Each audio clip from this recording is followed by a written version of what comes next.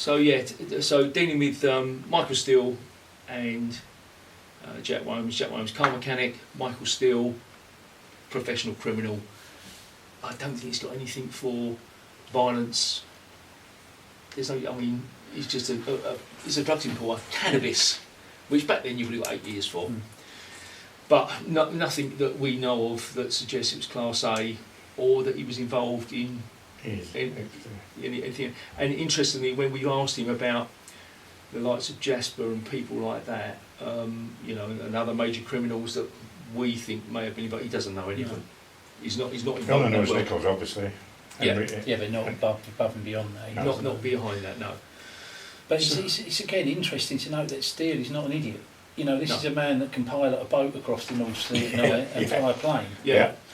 So, and he says, that I think one of the bones of contention, perhaps between Dave and Michael, was that Michael just can't get his head around the fact that 3 ex-detectives would want to try and help. Yeah. In this situation, and it's weird when you talk to him. And obviously, I don't think he understands your involvement in the arrest. I don't think he picked up on that. I could see he was saying, "Well, why didn't you do that at the time?" At the time, yeah. It's really strange talking to the guy because he's caught in a time warp as well. Yeah. I hope he's doing great now. I do. I've got this in here, and I'll just go through this because I don't think I've ever covered it before. But the arrest of Darren NICHOLLS. Some of the stuff that came out as a result of our investigation, I ended up talking to my old DI, who was more involved. Obviously, back then I was a DC acting DS. Mick was the DI on the regional crime squad, and he spent that weekend with Customs and Excise. So Darren NICHOLLS got nicked, or Steele and Darren NICHOLLS and the 2 officers got nicked on the 13th of May 1996. Customs had an operation against Michael Steele for some period of time, and we got to say it's confusing. The whole drugs thing is quite confusing as to what really went on, and we've never had the opportunity to sit down with. Well, we have spoken to Michael about it, but it's still confusing.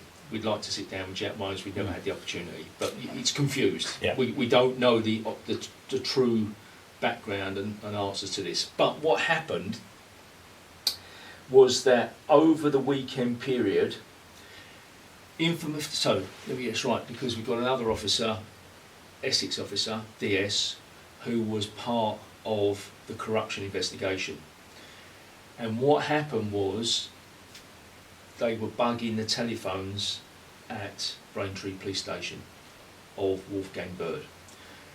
There was badness being spoken to between NICHOLLS and Wolfgang Bird. Yeah, I've seen that in the interviews, which is disclosed. And you've got to say, Mr. Bird was never convicted of any criminal offence and never stood on a misconduct board. He retired on ill health, and to all intents and purposes, he's an innocent man. Yeah. However, the material that exists in the public domain, and I've got to say, again, much of it is not disclosed from the actual corruption investigation. I think we only see tapes 28 onwards, but the original tapes have never been disclosed at all. And that shows discussion between Bird and NICHOLLS, whereby they're talking about stealing money from drug importations, they're talking about drugs importations, they're talking about stealing property, all sorts of corruption material. Bird explains all that away as he was just trying to ingratiate himself with NICHOLLS. That's what he says. But what's important is that over the telephone intercepts comes information from NICHOLLS, must be NICHOLLS because that's who he's talking to, that there is going to be a drugs importation that weekend. As a result of which, the DS goes up to see the Deputy Chief Constable, and they then invite the Regional Crime Squad in, South East Regional Crime Squad from Brentwood, which is Mick Jones, and our team, and Customs and Excise. It was still led by Customs and Excise, and the only person from SERCS, South East Regional Crime Squad, that was involved that weekend was the DI. And I think they set up an ops room in a lighthouse somewhere down in Essex. And the Customs Excise followed Mick Steele out on the rib, out to Holland.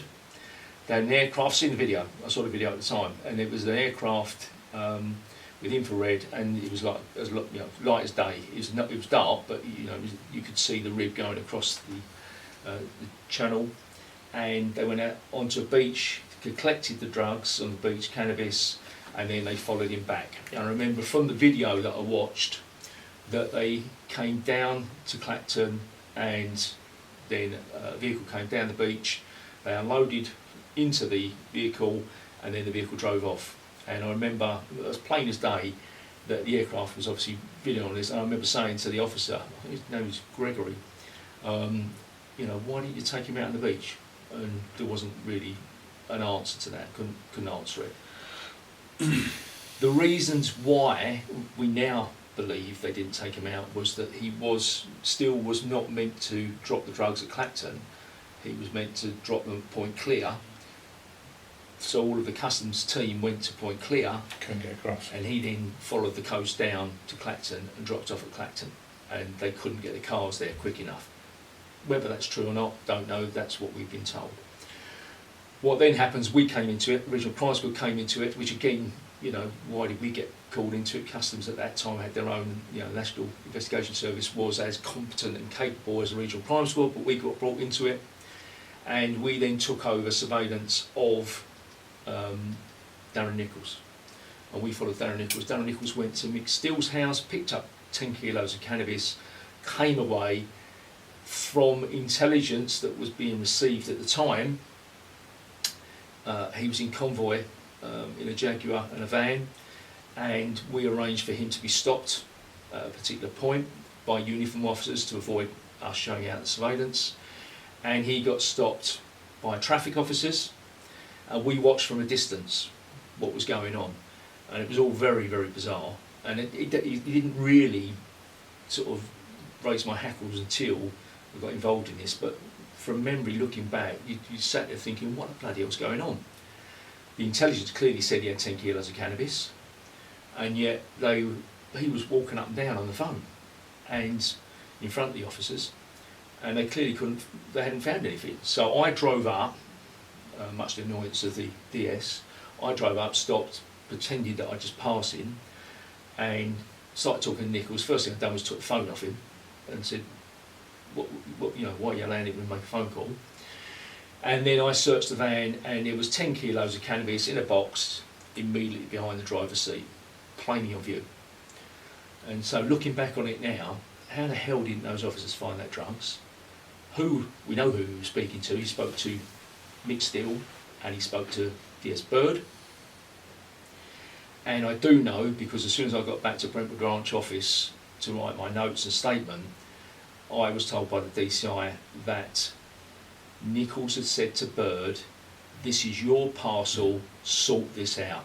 I can remember the words clear as day. This is your parcel, sort it out. So my question is going to be, is that what Bird did? Did he speak to those two officers and say to them, you need to let this one go? Is that why they didn't find the drugs? And unfortunately for him, obviously Muggins drove up and found the drugs and nicked him. So Darren Nichols got arrested for the drugs. Darren Nichols got taken initially, we think, to Braintree, which was bizarre because we were told Braintree was corrupt. We didn't brief at Braintree that morning, we briefed in the car park, Sainsbury's car park at the back, because we were told of corruption. And then he then got taken on to Chelmsford. And as we well know now, the first two interviews were about drugs only and no comment. And then the third interview is effectively where Nichols is spoken to down the cell. No solicitor present. So the first two interviews, solicitor present, no comment. Third interview, down the cell, not on tape, no solicitor.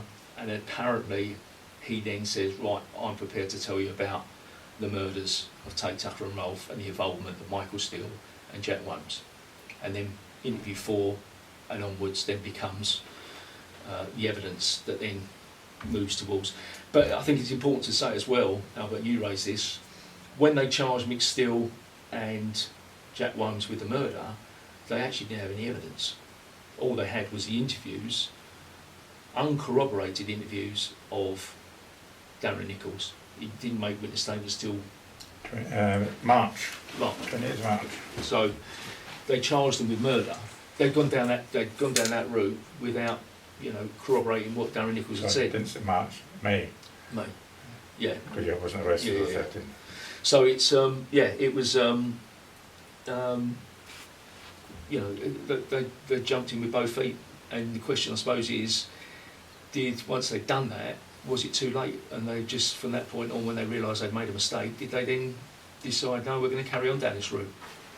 And another one for me, which hasn't been made public, I don't think, is this crucial timings given to Steele and Williams when they're interviewed, based on the Darren NICHOLLS account, is that it was a meet at Mark's Day at 6 p.m.